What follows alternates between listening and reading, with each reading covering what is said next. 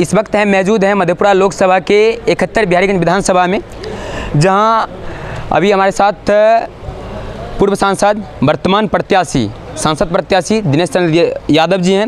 इनसे हम जानने की कोशिश करेंगे कि मतलब लोकसभा चुनाव पिछले कार्यकाल में विकास जो रही, क्या आने वाले अगले 5 वर्ष में इस प्रकार से विकास रहेगी क्या सर? देखिए, विकास तो सतत रहता है जी।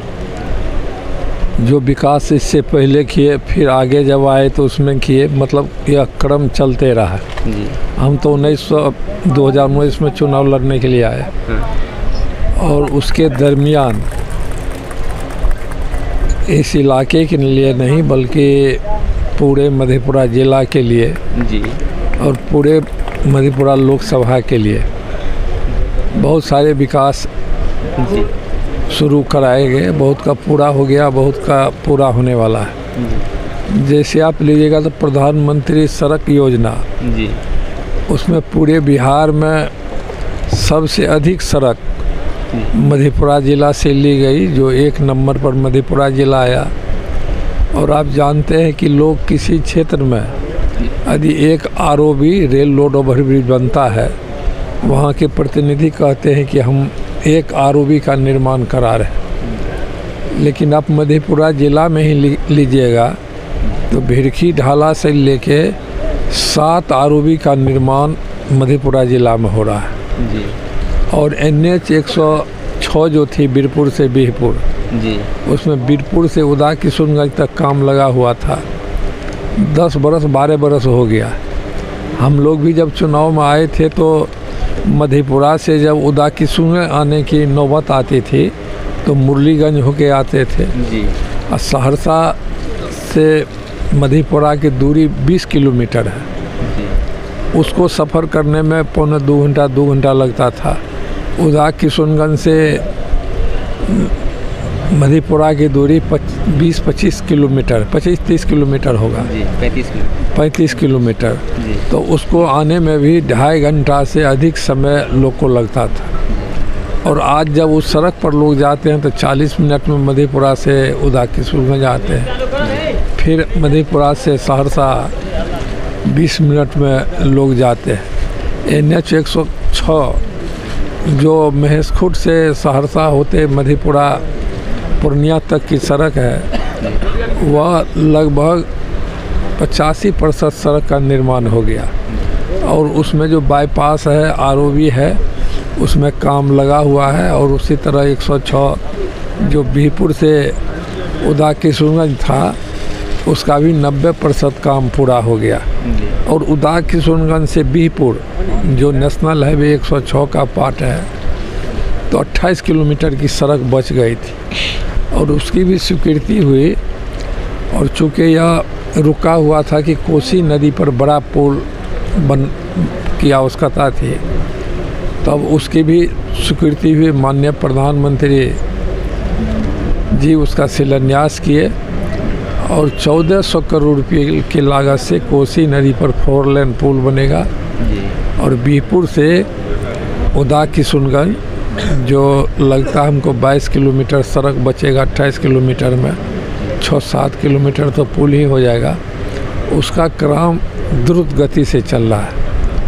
पहले आप देखते थे कि यहाँ से विजय घाट से तक जाने में लोग को भारी परेशानी थी, लेकिन अब तो विजय घाट से लेके उदा किशुनगंज में होते मुरलीगंज से बिहपुर तक स्टेट हाईवे का निर्माण हो गया। बहुत आसानी से लोग आ जा रहे हैं और उसका लाभ सभी लोगों को मिल रहा है। और यही सब विकास के काम हुए। सहरसा में 20 किलोवाट का दूरदर्शन केंद्र बना हुआ था, सहरसा के 6 किलोमीटर उत्तर दीवारी में। उसका 20 किलोवाट था, मतलब देश का पहला दूरदर्शन केंद्र था। नहीं तो 4 महानगर में देखते तो 20 किलोवाट का ट्रांसमिशन नहीं लगा हुआ था, 10-10 किलोवाट का उसमें ट्रांसमिशन था। तो वह काम कर रहा था, लेकिन सरकार निर्णय लिया कि हम सभी दूरदर्शन केंद्र को बंद करेंगे। इसीलिए अब तो 2000-2500 में डिश मिल जाता है लोगों को, तो उसमें हज़ारों चैनल लोग देखते हैं। इसलिए दूरदर्शन पर से लोगों का रुझान हट गया तो सरकार उसको बंद करने का निर्णय ले लिया। लेकिन सब चीज़ बन के वहाँ तैयार है, टावर भी है, घर भी है। तो हमने माननीय प्रधानमंत्री जी से कह के अब सहरसा में 10 किलोवाट का FM रेडियो का ट्रांसमिशन लगने जा रहा है। वह जब लगेगा तो उसका क्षमता होगा 100 किलोमीटर एरियल डिस्टेंस, मतलब वहाँ से 100 किलोमीटर उत्तर नेपाल के तराई के लोग सुनेंगे उससे। मुंगेर, दक्षिण में मुंगेर से आगे, पूरब में बंगाल, पश्चिमी जो है वहाँ तक पश्चिमी सीमा तक जाएगा, फिर उसी तरह से पश्चिम जाएगा। बड़े बड़े महानगर में देखते थे, आप लोग भी जानते होंगे, 6 बजे 7 बजे से लेके 11 बजे रात तक फिल्मी गाना बजते रहता है, समाचार आता है। तो लोग तो चाय का दुकान हो, पान का दुकान हो, टैक्सी हो, मैक्सी हो, सभी गाड़ी में लोग FM रेडियो का उपयोग करते हैं और उसको लोग सुनते हैं। तो उसका शिलान्यास माननीय प्रधानमंत्री जी चेन्नई से किए थे जी, आचार संहिता लगने के पहले।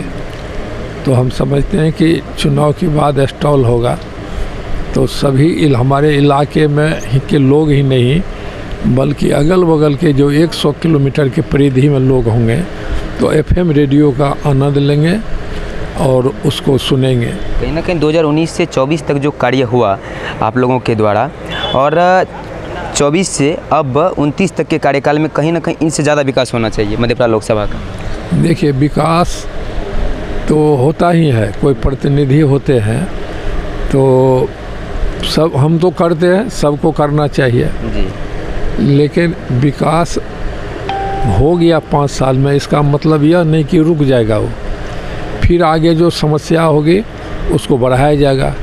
एक सड़क हम स्वीकृत कराए थे, प्रशासनिक स्वीकृति नहीं मिली, जो बिद्दुपुर से लेकर दलसिंह सराय, सिमरी, बख्तियारपुर, सोनबरसा, राज, उदा, किशुनगंज से पूर्णिया तक की सड़क 6 लेन सड़क बनना है। DPR बनाने का टेंडर हो गया, एजेंसी को चला गया, लेकिन उसका DPR रिपोर्ट नहीं जमा हुआ, इसीलिए उसकी स्वीकृति नहीं हुई। लेकिन पाइपलाइन में है, यदि वह सड़क बन जाएगा तो आप सोच सकते हैं पूर्णिया से सीधे उदा, किशुनगंज से होते हुए सिमरी, बख्तियारपुर से पटना का एक रास्ता खुलेगा। और वह सड़क जब बनेगा तो पूर्णिया से जो लोग जाते हैं अभी 2 दिशा से पटना जाते हैं, एक फारबिसगंज जाते हैं, फिर दरभंगा, मुजफ्फरपुर, तब पटना। दूसरा है पूर्णिया से कुर्सेला होते हुए फिर मोकामा से लोग जाते हैं पटना। तो इसमें जितना समय लगता है उसमें 215 किलोमीटर दूरी घट जाएगी और सीधी सड़क होगी, नॉन स्टॉप सड़क। तो वह बनेगा। अभी टेंटेटिव था कि उस पर 13,000 करोड़ रुपया खर्च होगा, लेकिन उसकी प्रशासनिक स्वीकृति नहीं हो सकेगी, DPR का रिपोर्ट ही नहीं आया था, इसलिए उस बात को नहीं बोलते हैं। तो यदि वह सड़क बन जाएगा तो इस इलाके के लिए सबसे बड़ा काम वही होगा। आप जानते हैं कि बनमनखी से बिहारीगंज लाइन जो टूटा था उसका निर्माण नहीं हो रहा था, थोड़ा भाग में करके छोड़ दिया गया था, लेकिन हमने कोशिश करके उसको भी चालू कराए। बिहारीगंज तो व्यापार के दृष्टि से अच्छा मार्केट है, तो वहाँ रैक पॉइंट का भी इंतज़ाम हुआ। अब तो जो इस इलाके के किसान व्यापारी को भेजेंगे तो वह आसानी से अपने माल को देश के भिन्न भिन्न कोने में भेज सकते हैं, तो किसान को भी अधिक लाभ होगा उससे, नहीं तो उतना लाभ पहले नहीं हो पाता था। तो यह सब सारी सुविधा हुई, गिनाने के लिए बहुत कुछ है, लेकिन सभी हुआ है और आगे भी जो समस्या सामने में आते जाएगी उसको लग के उसको कराने का प्रयास किया जाएगा। और जैसे आप लोग का भी जनसभा हो रहा है, आज उदा किशुनगंज जनसभा था, वहाँ बता रहे थे मुख्यमंत्री नीतीश कुमार जी 4 लाख से ज़्यादा वोटों से दिनेश चंद्र यादव जी को बहुमत से लाइए फिर से। लेकिन अभी हम कुछ देर पहले जनसभा थी, जब का कार्यकर्ता था, उनसे हमारी बातचीत हुई, उन्होंने व्यक्तिगत रूप से आपको समर्थन कर रहे हैं, उनको क्या संदेश देंगे? नहीं, संदेश तो उनका हम स्वागत करेंगे जी। जो आपके जो कार्यकर्ता या नेता है जी, उसको स्वागत करेंगे, उसके प्रधान को धन्यवाद देंगे। और 4 लाख की जो बात करते हैं लोग, रुझान जिस तरह से है, आप यदि पिछले चुनाव में होइएगा यहाँ, तो पिछले चुनाव में देश के बड़े नेता आदरणीय शरद यादव जी चुनाव लड़ रहे थे, और लड़ रहे थे किस पर? बड़े नेता आदरणीय लालू प्रसाद यादव जी के संबल पर चुनाव लड़ रहे थे, और पप्पू जी भी चुनाव लड़ रहे थे। तो उस बार बहुत तनाव भरा माहौल था।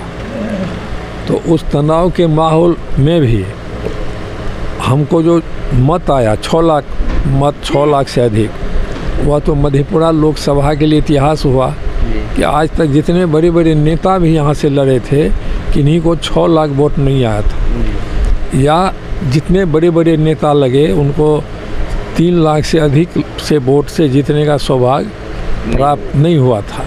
तो अभी तो परिस्थिति बदल गई। अभी जो परिस्थिति बनी, और आप ही कहते हैं कि जाप के लोग कहते हैं कि हम इन्हीं को समर्थन करेंगे।